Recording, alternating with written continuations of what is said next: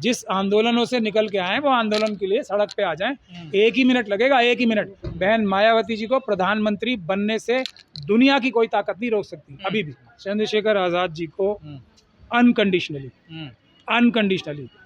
बहन जी के पास जाना चाहिए, अनकंडीशनली, और उनकी बात माननी चाहिए अगर वो बहुजन समाज के बारे में सीरियस हैं तो। कि हाथरस की बच्ची का अब लड़ाई सिर्फ मेरे कंधों पे आ गई है, मुझे उनके साथ की आवश्यकता है। मैं तो ओवैसी साहब से भी कह रहा हूँ, मुझे एक वकील की, चंद्रशेखर साहब भी तो वकील हैं, मेंबर ऑफ पार्लियामेंट है, तो उनका वजन तो अदालतों में मुझसे कहीं ज़्यादा हो गया है, चंद्रशेखर साहब का भी और ओवैसी साहब का तो है ही, वो तो बड़े वकील भी हैं, बैरिस्टर भी हैं।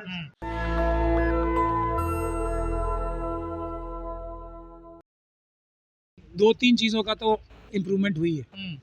पहली कि अब जय भीम सबको बोलना पड़ रहा है, हालांकि कुछ अभी भी मिक्सचर करके बोल रहे हैं, लेकिन जय भीम तो सबको बोलना पड़ रहा है, ये एक डेवलपमेंट है। हालांकि इससे अभी हमारे हाथ कुछ ज़्यादा आ नहीं रहा, ये भी मैं मानूंगा। दूसरा कि अभी जो हम लोगों का, अम्बेडकरवादियों का जो कहना है, इस देश में 2 ही पक्ष हैं, एक अम्बेडकरवाद और एक मनुवाद, तो उसकी तरफ भी अब 2.5 पक्ष रह गए, मतलब 2 होने की कगार पर हम लोग पहुंच चुके हैं, तो ये भी एक बड़ी डेवलपमेंट है। तीसरी चीज़ जो है, जो हम लोग मानते हैं कि हमारा बड़ा जो उपलब्धि मानते हैं कि सब लोगों को भारत के संविधान बचाने की चेष्टा के लिए कम से कम बोलना तो पड़ रहा है। तो अभी थियोरेटिकली जो थ्योरी है, जो बात है, बात तो कम से कम सही डायरेक्शन में बढ़ रही है अब आगे। इससे पहले तो बात भी गलत होती थी ना। पर सर राजनीति तो खत्म ही होगी ना बहुजनों की? नहीं, अभी आने वाली है ना, अब शुरू हुई है। अब ये देखिए, ये पहला स्टेप है, जब सबको बात तो करनी पड़ रही है ना संविधान बाबा साहब की, फोकल पॉइंट बाबा साहब हो गए, तो ये फर्स्ट राउंड है। आप नहीं, मंच भी करते हैं ना बाबा साहब की बात, तो वो हाँ, मैं तो खुद ही कह रहा हूँ, मैं कब मना कर रहा हूँ। ये अभी ज़बानी बात जमा खर्च है, बिल्कुल सही 100% बात आप कह रहे हो, ये अभी ज़बानी जमा खर्च हो रहा है। लेकिन पहले तो ज़बानी जमा खर्च भी नहीं था ना, बड़ी बड़ी पॉलिटिकल पार्टीज के द्वारा नहीं था, हम लोग तो आपस में ये बातें करते रहते थे। लेकिन अब आपको क्या ये नहीं नज़र आ रहा कि जो हमारे मंचों से जैसे भाषण होते थे, उसके कम से कम 60% तक तो जो बड़ी बड़ी पॉलिटिकल पार्टीज़ हैं उनके मंचों से भी हमसे मिलते जुलते 60% तक तो हो गए भाषण। तो अभी 40% और लड़ाई करनी है, वो थ्योरी होगी, वो भी थ्योरी होगी। उसके बाद हक और इंसाफ तो लड़के लेना पड़ेगा। उसके लिए हमारे बीच में जो रंगे हुए सियार हैं, आज उसी पे सेमिनार था इतना बड़ा, और मेरा भाषण भी उसी पर हुआ है। अब हमारे बीच में सिर्फ रंगे हुए सियार जो है ना, जो हरे रंग के सांप हैं हरी घास में, उनको आइडेंटिफाई करके बाहर निकालना है। जो किसी भी पॉलिटिकल पार्टीज के सामने एकदम गुलामी की तरह एकदम जंप मार लेते हैं, पैरों में लेटने के लिए बिछे जाते हैं, उनको और आइडेंटिफाई करके साइडलाइन करना है। फिर मुद्दा अम्बेडकरवाद का होगा, मनुवाद वर्सेस अम्बेडकरवाद हो जाए। टेलीविजन पे या मीडिया पे बड़े मुखरता से आता है, चाहे उसको गाली पड़ रही हो, लेकिन मुखरता से आता है, कवर किया जाता है, वो आरएसएस का एजेंट, पहली चीज़। फिर जिस किसी को भी सिक्योरिटी मिल जाती है, वो सिक्योरिटी जिसको मिलती है वो आरएसएस का एजेंट है। ये फॉर्मूले हैं, इसको हमें मानना पड़ेगा। मतलब मायावती को सिक्योरिटी मिली आरएसएस के एजेंट है? आज मिली है, उन्हें आज मिली है। तो चंद्रशेखर आरएसएस के एजेंट? फिर वही मैं क्या कह रहा हूँ आपसे, मैं फार्मूला बता रहा हूँ आपको। आप मनुवादियों को ये बताइए, कोई भी हमारा अम्बेडकरवादी होगा, वो उसकी सुरक्षा के लिए बेकरार होंगे, परेशान होंगे, या चाहेंगे कि ये मरी जाए किस तरीके से? ये फॉर्मूले हैं, साइंस है, इसको आप उदाहरण देने का टाइम अभी नहीं आया है, उदाहरण दे के भी बताए जाएंगे, लेकिन अभी मुझसे उदाहरण। तो आप चाहते हैं जो दलित या बहुजन ओबीसी नेता, उनको सिक्योरिटी ना मिले, सुरक्षा ना मिले, उन पर हमले होते रहे? मिले, लेकिन अदालत के माध्यम से या कोई अपनी सरकार आए वो दे, तब समझ में आता है ना जेन्युइनली सिक्योरिटी दी जा रही है। पर नेताओं की सुरक्षा तो गृह मंत्रालय के अंडर होती है। गृह मंत्रालय तो चाहेंगे कि हमारे अच्छे नेता सुरक्षित रहें या ना सुरक्षित रहें, ये सोच लीजिए। ये साइंस है, ये किसी का नाम लेके अभी मैं नहीं बोल रहा हूँ, लेकिन ये साइंस, लॉजिक और उदाहरण है। इसमें जब तक आप नहीं करो, और ये मेरा ओपिनियन है, ज़रूरी नहीं है सही हो, मैं तो लॉजिक देता हूँ, लोग सोचें, आज नहीं तो कल लोग रियलाइज़ करते हैं कि हाँ बहुत सारी बातें मेरी सही होती हैं, तो शायद ये भी सही होगी। अब उसके आगे तीसरी बात यह है कि वैभव बढ़ जाते हैं, बड़ी बड़ी गाड़ियाँ आ जाती हैं, बड़ी बड़ी और घर हो जाते हैं, ये हो जाते हैं, ये सब इस बात की तरफ इशारा करते हैं। ये मेरा मानना है कि ये कहीं ना कहीं आरएसएस के द्वारा मैनिपुलेटेड और कॉम्प्रोमाइज्ड लीडरशिप हो गई, और ये सब उदाहरण है जिसको देखना चाहिए। और इसका तोड़ क्या है सर? अभी आप अब तोड़ भी सुन लीजिए। जो सांसद है असुद्दीन ओवैसी, उनका नाम लेकर आपने हमला बोला? हमला बोला? नहीं, हमला नहीं बोला मैंने तथ्य रखे और हाँ, सिर्फ ये बात सही है कि अभी मैंने सिर्फ असदुद्दीन ओवैसी साहब का ही नाम लिया है, क्योंकि वो इस फील्ड में सबसे सीनियर हो गए हैं, तो सीनियर से जूनियर की तरफ बढ़ना चाहिए ना। वो तो आवाज उठाते हैं, देख। हाँ, आवाज़ उठाना ही नुकसान होता है, आवाज़ उठा के और कुछ करना ना फॉलो अप में, इससे बड़ा नुकसान कोई नहीं हो सकता। आवाज़ उठाने के लिए तो कवि हैं, शायर हैं, आप लोग हो ना आवाज़ उठाने के लिए। नेताओं का काम तो रिलीफ दिलाने का है ना, आवाज़ को, मुद्दों को उनके अंजाम तक पहुंचा के मजलूमों को उनका हक दिलाने का काम है। हक नहीं दिलाया इनमें से किसी भी नेता ने एक भी केस में। वहाँ जो हैदराबाद में बड़े शिक्षण संस्थान और बहुत सारे जो गरीबों के लिए भी कार्य कर रहे हैं, आप कैसे कह सकते हैं वो काम नहीं कर रहे हैं? हाँ, बिल्कुल सही बात कही आपने। मैं ये कह सकता हूँ कि आपने बहुत सारी फिल्में देखी हैं गैंगस्टर्स की, और मैं तो क्योंकि क्रिमिनल वकील भी हूँ, और जो बड़े बड़े ये ड्रग्स के स्मगलर्स होते हैं, बड़े बड़े ये जो क्रिमिनल्स होते हैं, वो क्या करते हैं, अगर मैं एग्जांपल देके बता रहा हूँ, 100 रुपये अगर उन्होंने बेईमानी से कमाया तो उसका 5-7 रुपये खर्च करते हैं किस चीज़ पे? लोगों को, चैरिटी पे, ताकि लोग उनको अच्छा मानने लगें। तो ये है। अब नहीं सर, सवाल ये है ना, आपकी लड़ाई बहुजन नेताओं से है या फिर किससे? एक क्या सवाल का जवाब दे लूँ मैं, आपके सवाल का भी जवाब दूंगा। तो अब मेरा, इसीलिए मैंने बोला ना सवाल करो। ओवैसी साहब ने जो वहाँ पे नज़र आता है तेलंगाना वक्फ बोर्ड में, खुद हैदराबाद में 2200 एकड़ के करीब लैंड जो है दिखा रही है, और उसमें से 1700 एकड़ एनक्रोच्ड है। पिछले 25 साल से उनका वर्चस्व है वक्फ बोर्ड पे वहाँ पे तेलंगाना के, और उससे पहले आंध्रा के, क्योंकि वही मुस्लिम उनके घर के मेंबर्स ही ज़्यादातर रहते थे उसमें। तो अब लाखों लाखों लाखों करोड़ रुपए उसमें से चोरी हुए हैं वक्फ बोर्डों में से। उसमें से एक हॉस्पिटल, और उसका भी हॉस्पिटल जाके आप ज़रा उनकी हालत देख लीजिए, बता दीजिए। तो क्यों नहीं जेल भिजवाया आपने फिर? नहीं, आ रहा है ना नंबर। नंबर सबका आएगा, बचेगा कोई नहीं। अब आप पूछ रहे थे कि मैं बहुजनों के पीछे पड़ गया हूँ, पूछिए, आप पूछिए। हाँ, बहुजन नेताओं से है आपकी लड़ाई या फिर दूसरों से है?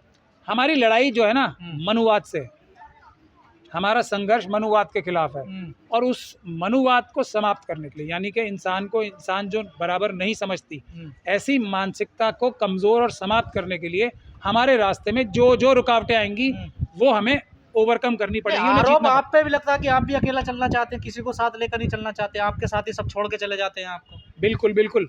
मैं कह रहा हूँ ना, मेरा रास्ता थोड़ा कठिन है।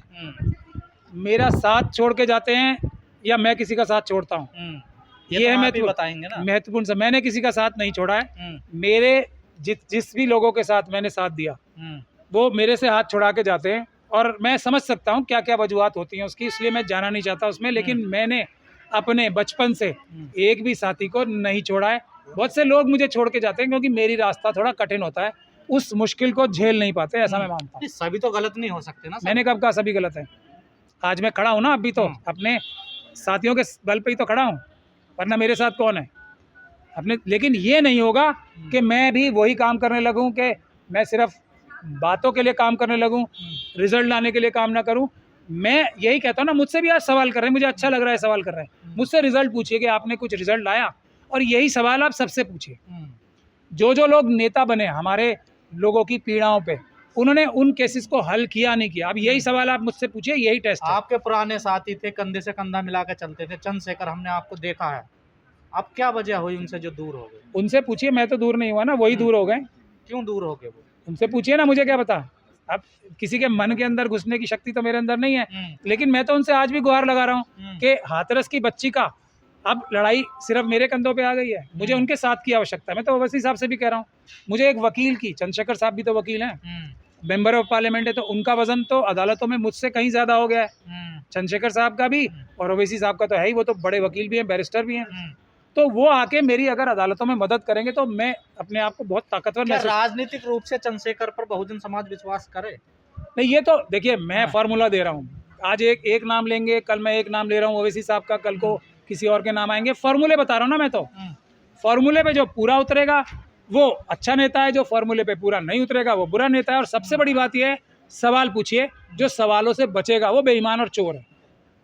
हाथरस की बच्ची का मैं सवाल पूछ रहा हूँ ना, मुझे उनकी मदद की जरूरत है। मैं हाथ जोड़ के रिक्वेस्ट कर रहा हूँ, इस वक्त मेरी मदद करें। वो बहुजन समाज किस पे विश्वास करे राजनीति में? अपने ऊपर और अपने नेताओं का कॉलर पकड़ के रखने के ऊपर। अगर वो नेताओं का कॉलर नहीं पकड़ सकते अपने, तो कुछ नहीं होगा। और इसीलिए मैं कह रहा हूँ, सवाल पूछो, कड़वे सवाल पूछो कि तुमने ये काम क्यों नहीं किया, इतने मुद्दे तुमने उठाए, उनका क्या किया। मैंने जैसे अभी 2 एग्जाम्पल दिए, IIT का मैंने मुद्दा उठाया, आज वो एक यहाँ संगम विहार में मुस्लिम बच्ची का था, सब लोग भूल गए ना उसे, एक टाइम पे बहुत हो रहा था, जो अब पूरे देश के सारे मुसलमान भूल गए ना उसे। मैं आज भी वो केस करके सुप्रीम कोर्ट से आया हूँ, इसीलिए यहाँ मैं 1 बजे आया हूँ और मुझे वापस जाना है। क्यों? क्योंकि दिल्ली दंगों के केसेस के लिए मुझे करकरडुमा जाना है, 30,000 जाना है। तो मैं अगर अपने एक एक काम का ब्यौरा दे सकता हूँ, तो जो लोग इतने बड़ी बड़ी जगहों पे बैठे हुए अपने कामों का ब्यौरा क्यों नहीं दे सकते? जो विचारधारा आपकी, जो बात आप करते थे, अब तो वो कांग्रेस कर रही है, आम आदमी पार्टी कर रही है, बीजेपी कर रही है, तो फिर आपकी क्या जरूरत है समाज को, बताइए। नहीं, अभी बात कर रहे हैं ना, हाँ। जब वो काम भी करने लगेंगे काम भी तब हमारी जरूरत, बीजेपी तो काम फिर भी कर हमारी रही है। जरूरत नहीं रहे। बीजेपी ने कोई काम नहीं किया। बीजेपी तो मनुवादी मानसिकता का ही साइड है ना। तो सर आपकी जरूरत कहाँ है समाज को? अब देखिए बसपा खत्म हो गई, कहीं कोई पार्टी नजर आ रही है नहीं, सब पार्टियां खत्म कर दिल्ली दी। में देखिए कौन सब बहुजन समाज की जेन्युइन जितनी बड़ी बड़ी पार्टीज होंगी वो सब खत्म की जाएंगी। और ये बात बहन मायावती जी को और चंद्रशेखर साहब को अच्छे से समझ लेनी चाहिए। क्यों खत्म की जाएंगी? क्योंकि ये वो कितने भी बुरे हो जाएं ये लोग हमारे वाले, लेकिन वो पूरी तरीके से मानसिक रूप से मनुवादी नहीं हो सकते ना। तो वो किसी भी हालत में कितना भी अंडरस्टैंडिंग हो जाए, उनको मारेंगे ही, आज नहीं तो कल मारेंगे मनुवादियों ने। वो उनके फॉर्मूले में आ ही नहीं सकते, क्योंकि बाबा साहब उनके मन में तो है ही ना। भले ही उनको कितना भी दबा लें बाबा साहब को, मन में तो रहेंगे ना। और यही दुश्मनी है। तो इसीलिए ये पार्टियां ऊपर कैसे आएंगी? क्या है कोई? 1 मिनट में ऊपर आ जाएंगे। कैसे? 1 ही मिनट लगेगा। जिस आंदोलनों से निकल के आए वो आंदोलन के लिए सड़क पे आ जाएं, 1 ही मिनट लगेगा, 1 ही मिनट। बहन मायावती जी को प्रधानमंत्री बनने से दुनिया की कोई ताकत नहीं रोक सकती अभी भी। अरे अभी तो सर पहले मुख्यमंत्री की बात मैं क्या कह रहा हूँ, हाँ। ये तो दवाई है, जो संविधान की, बाबा साहब की दवाई है। खाओगे तो सबसे तगड़े एथलीट बन जाओगे, नहीं खाओगे तो जब एथलीट ही सबसे तगड़े नहीं हो तो पीछे ही रहोगे। ये तो दवाई की बात है। अगर खा लेंगे दवाई, उनके फॉर्मूले पे चलने लगेंगे, तो यूपी का CM तो बहुत छोटी बात है। प्रधानमंत्री बाबा साहब डॉक्टर भीमराव अंबेडकर ने क्या बोला है, RSS, और उस समय जनसंघ में नहीं जाना है। उन्होंने भी तो इसी मुश्किल हालात में ये फैसला किया होगा। वही फैसला आज हमारे साथ है। इनके साथ तो जाना ही नहीं है, ये हमारी फील्ड में है ही नहीं, इनको तो देखना ही नहीं है ना। RSS और बीजेपी को देखना ही नहीं है। उसके बाद जिस कैंडिडेट को ये समझते हैं लोग कि उसका कॉलर पकड़ के वो अपना काम करा पाएंगे, कॉलर पकड़ के, ये बात बहुत महत्वपूर्ण है, उसको वोट दें। राहुल गांधी ने 2 दिन पहले किया है कि पिछड़ों के, दलितों के साथ कांग्रेस ने 90 के बाद से कोई सही रवैया नहीं अपनाया है। उसी का कारण है कि आज कांग्रेस यहाँ तक पहुँच गई है। उससे पहले भी नहीं उठाया है। मैं उनको अभी थोड़ी उनको, हालांकि वो बहुत बहादुरी का काम कर रहे हैं और मैं उनकी तारीफ करने से भी नहीं हिचकता इस बात के लिए। उन्होंने जो उनकी पार्टी की, जो उनके पूरे इकोसिस्टम की जो लाइन थी, वो हिम्मत दिखाई है उसके खिलाफ बोलने की, उस लाइन को बदलने की। बाबा साहब डॉक्टर भीमराव अंबेडकर का नाम, हालांकि अभी सबसे बड़ा नाम नहीं है कांग्रेस पार्टी में, अभी भी किसी और का ही है, लेकिन उन्होंने बड़ा नाम बनाने की जुर्रत दिखाई है। ये तारीफ के लायक है। चाहे कोई भी व्यक्ति अच्छा काम करे तो उसकी तारीफ करनी चाहिए। ये काम उन्होंने किया है। और जो वो बोल रहे हैं, अगर वो कर पाएंगे तो वो शायद कुछ कर पाएंगे, लेकिन असली सोल्यूशन वो नहीं होगा। मैं फिर बता रहा हूँ आपको, असली सोल्यूशन वो होगा जो 100% अम्बेडकरवादी जब सरकार बनाएंगे, असली सोल्यूशन वो है। हाँ, कांग्रेस एक ट्रांजिशन। अम्बेडकरवादी कौन है? दिन में अम्बेडकरवादी, शाम को तो आरती उतारते हैं ना सारे अम्बेडकरवादी जाके। नहीं, वो अम्बेडकरवादी का मतलब क्या होता है? संविधानवादी। किसी को डॉक्टर बाबा साहब भीमराव अम्बेडकर ने मना किया था कि किसी धर्म का पालन ना करो? मना किया किसी को? बिल्कुल मना नहीं किया। यही तो बात है ना। अब आप अम्बेडकरवाद को सही तरीके से नहीं समझते।